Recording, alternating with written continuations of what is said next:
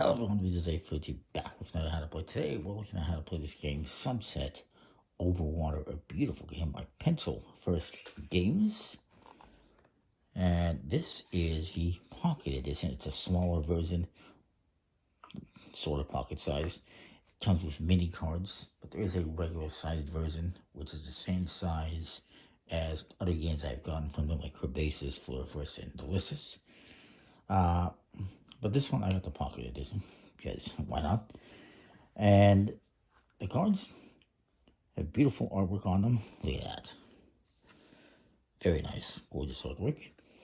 And these are your, forget what they're called. I just want to make sure I get the name correct. They are your landscape cards. And there's 60 total. And you're going to create a 5x5 grid like I did.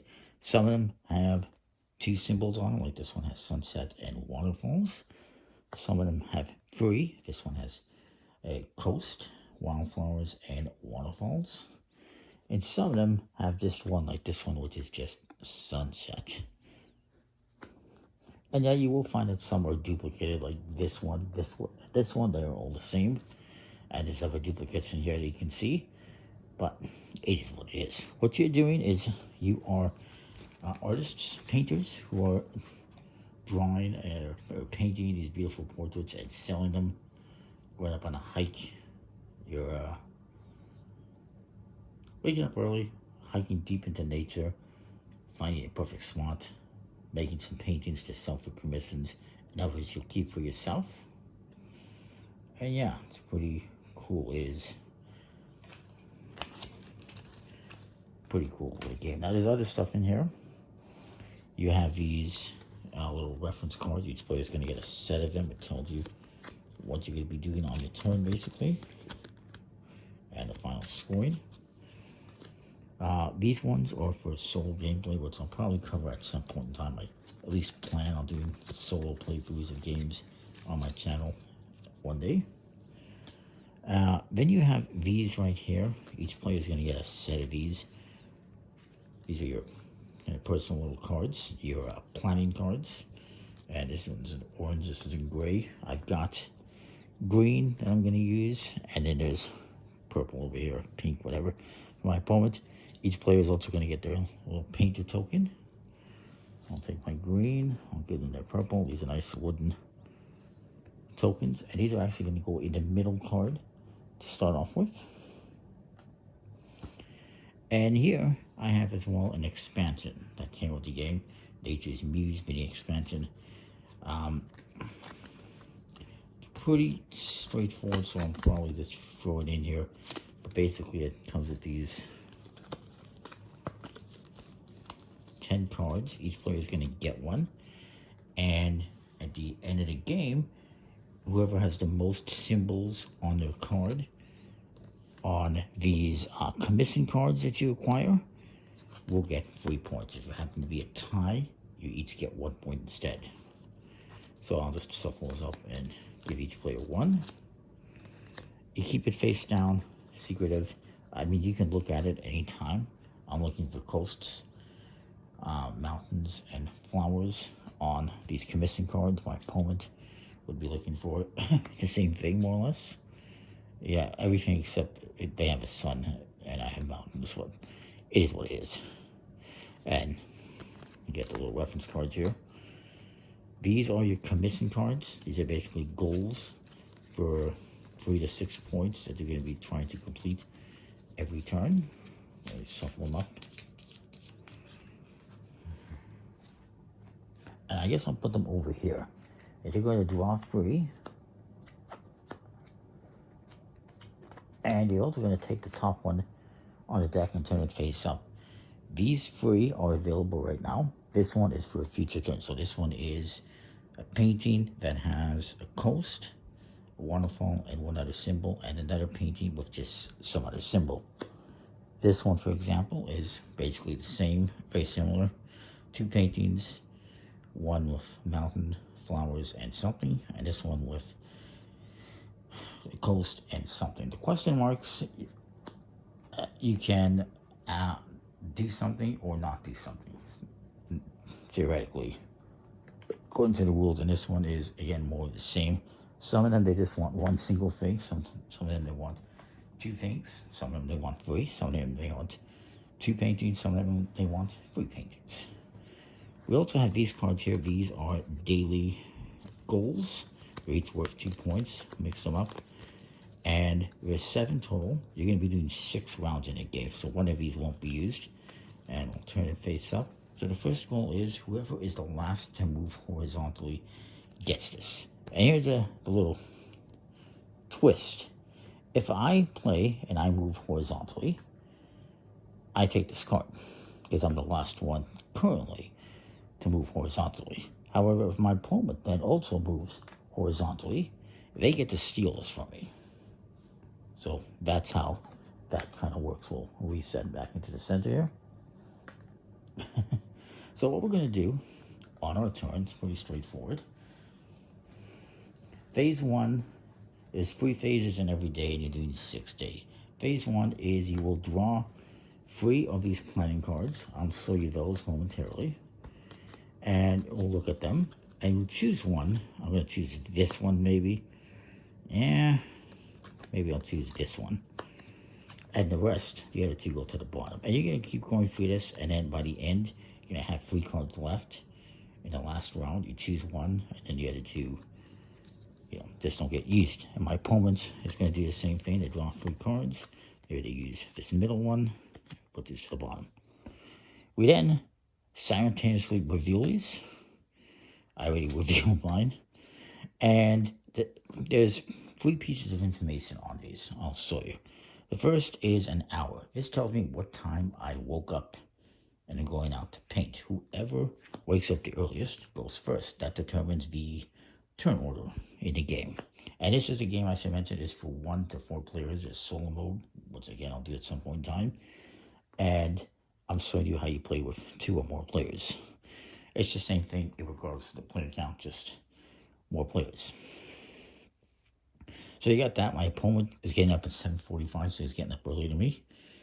Then you got this number in the middle. This tells me how many spots I can move and which direction. He can move 4 in any direction, but it has to be all in the same direction. He can't go 1, 2, 3, 4.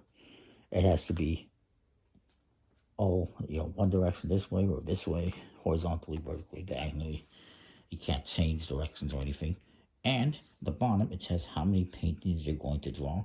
He's going to draw 1 here, C. So they can move 4 spots, and they're going to keep these goals in mind. They're going to look to see if there's any paintings they can do to help them achieve one of those goals. And yes, there is.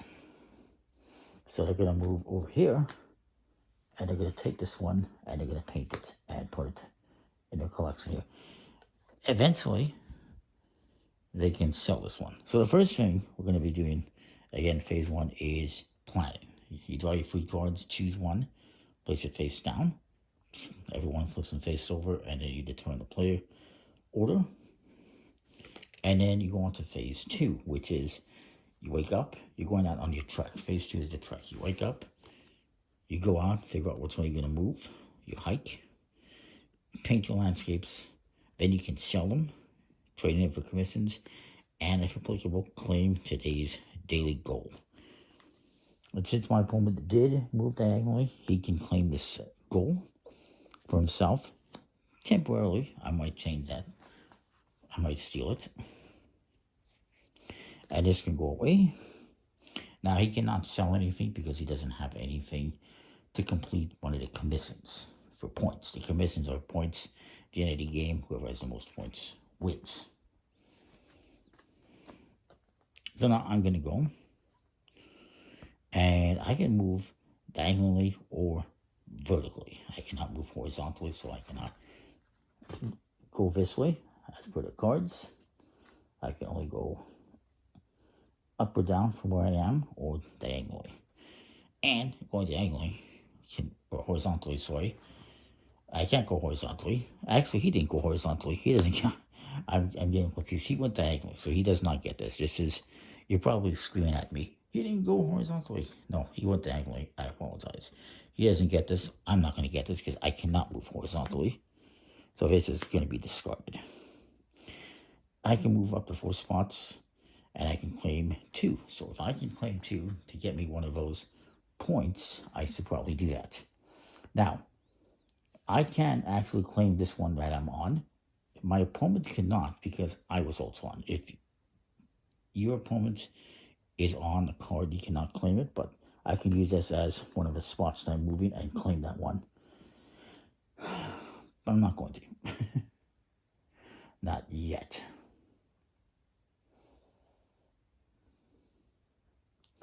I'm just trying to see host flower.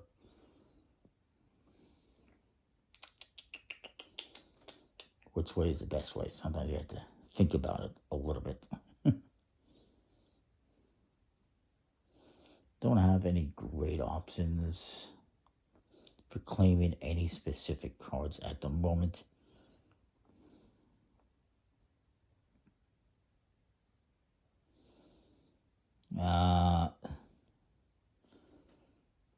See what? I'll just go this way. I'll go to the corner. I'm going to claim this one and this one because I can take 2 as for my card. I'll discard this and I'll put these here. Now, we move on to the 3rd phase. And this can be discarded. This is a cleanup phase now. So we can discard that daily goal. Discard these cards that we used. This is the cleanup phase. And also we would check for game end conditions. We're not anywhere near the game end. And now we can deal new commission cards if any were taken. None were taken, so they stay the same. We're going to deal out new landscape cards. And we're going to go left to right from top to bottom. So this one's going to be first, where my opponent is. And they can claim that one next time if they want, because I'm not on it. This one.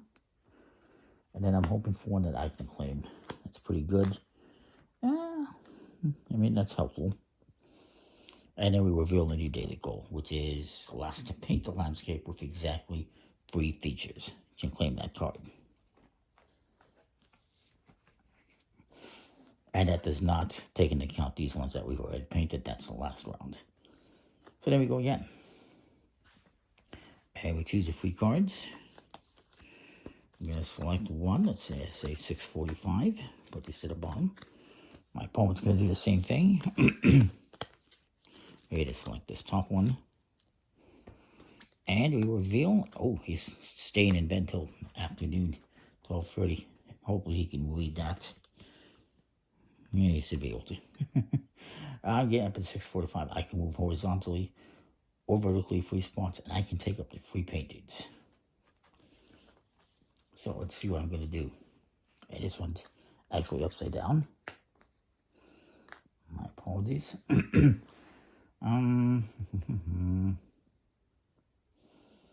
Well, I'm just going to move this way. 1, 2, I guess 3 spots. I'll take all 3 of these. And I'm going to go for a commission. And since I painted as the last one to paint exactly 3 features, I get to take this one at least temporarily. I'm going to go for a commission here. Flower, waterfall, I can do that. Okay, and you can do as many commissions as you want. So I'm going to use these 2. One that has 3 and one that has 1 to get this one. Flower, waterfall, and just some random stuff. And these go to be discarded. And you do not replenish this until your turn is complete. So now if I want to do another one, it has to be with what is available. And I will do that. I'm going to use these 2 to claim these 5 points.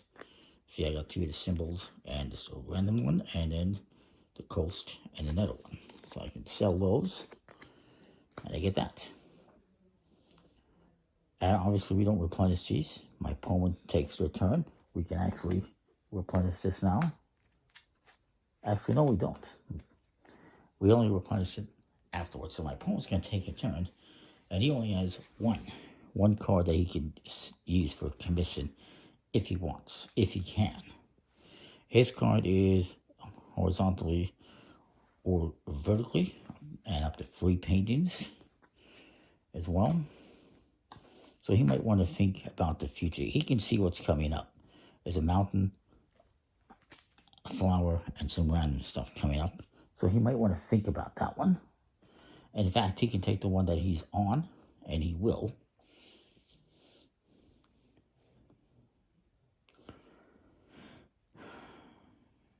Well, he doesn't need to because he already has one, technically. Let's just say he moves this way. 3 spots, and he claims all of these. He cannot do any commissions right now. And then, of course, now we're going to go into cleanup. We'll replenish all of this. He technically gets to take this from me because he did it. We'll discard that. And then we replenish the landscape cards here. There's a bunch of them. And then I'll show you how we do scoring right away.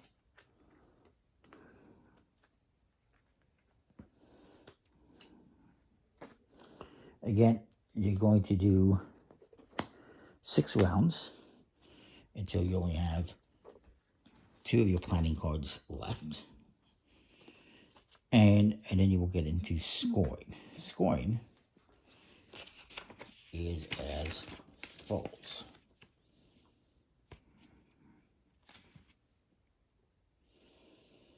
And what these are is basically renown, is what it's called. And I'm going to score these up. I get 9 for this. I don't have any of these daily ones, daily goals. My opponent has, he has just a daily goal, 2. And you will get 1 renown for every 2 of these symbols you have left. So I get another 1 for that. So I have 10. He has 1, 2, 3, 4, 5. So he's up to 7 points, just like that. So you're going to total up your commission card values, your daily gold cards, and all the unsold landscapes that you have, getting, again, 1 renown or point for every 2 total features. And he's got 1, 2, 3, 4, 5, 6, 7, 8, 9, 10 features. So he gets 5 points for that. I only have 3, so I just get 1. And you'll add those all up. Whoever has the most points, or renown as they call them, wins. If there happens to be a tie, whoever has the most daily gold cards would win. If there's still a tie, you still have a victory. But there's one more thing. That's the Muse cards. These are the expansion. And my opponent doesn't have anything, unfortunately, because he did not get any commissions. So I'll put that aside. But I would get, looking at this, I'm going to count up each symbol of these that I have. Mountain, 1, 2, 3, 4. I have 4. So I'm going to get this anyway because my opponent didn't get it. So it's another 3 points. So I'm looking at 13 points. Obviously, you're going to have more points when you play the full game. This is just a short explanation. I think it's a lovely game. Beautiful artwork. It's, fun. Nice little wooden pieces. And yeah, the expansion is nice and simple. It's just extra scoring. Solo mode is pretty cool. I like it. Comment, like, subscribe, and what you think. See you next time. Thanks for watching. Check out pencilfirstgames.com. See ya.